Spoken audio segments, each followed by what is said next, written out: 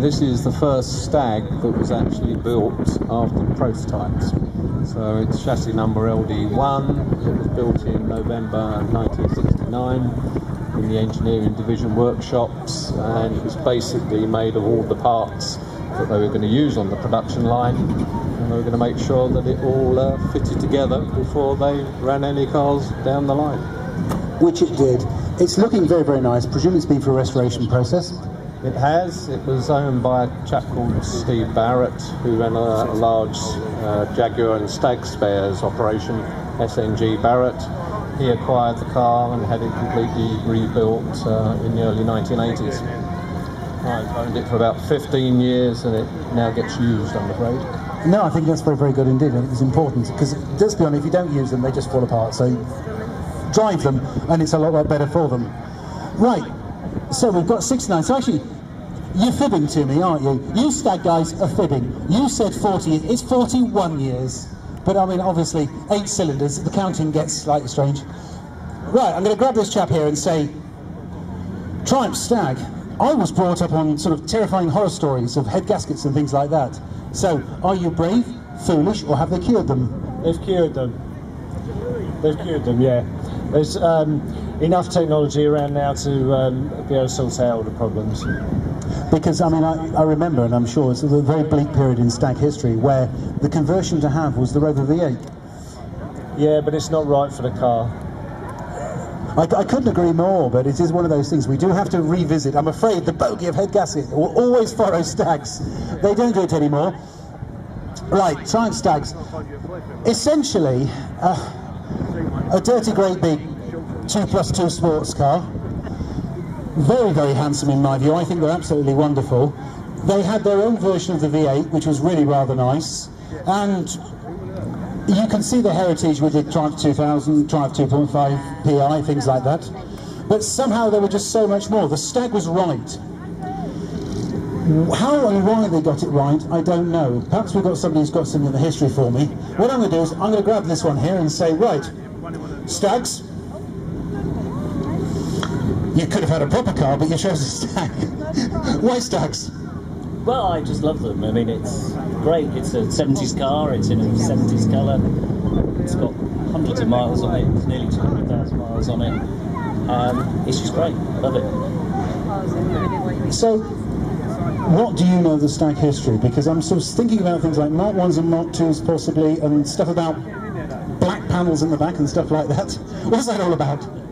Well, obviously, it changed through the years, and bits and bobs changed. So the Mark 1 became a Mark 1.5, where bits of the Mark 2, bits of the Mark 1 were in the same car, and this is a Mark 2.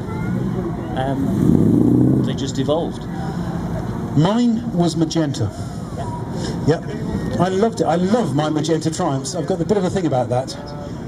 So, lads, you've let me down. You've not brought me a magenta Stag. I mean, come on, it's not a rare colour option. But you haven't brought me one. You brought me orange and white and blue and all sorts of rude colours that the motor trade I won't go into, but you've not brought me a magenta one. What I'm going to do is, I'm going to speak to one more of the owners, simply because we are running just a little bit more on the time. History. Who knows history? Who can come and tell me lots of history? Right, okay, take me briefly through Stag history.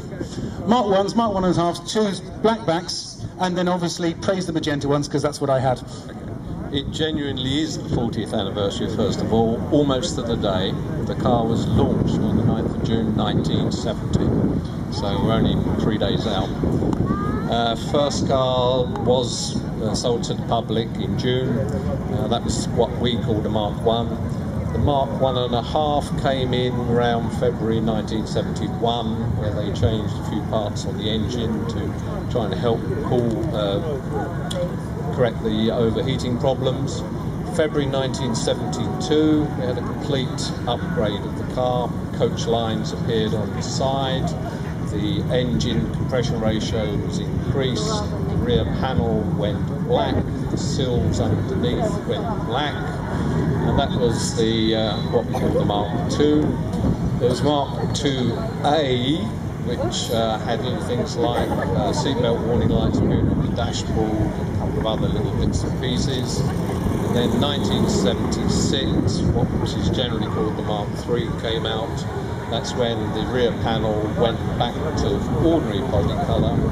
The sills went from being black to having chrome overcovers, and the colours were changed slightly. So that's a potted history. Last car was sold 1977, although some dealerships still had some hanging around. We believe the very last Stag sold as new was sold in about 1979. And of course the magenta ones were very much the best, weren't they?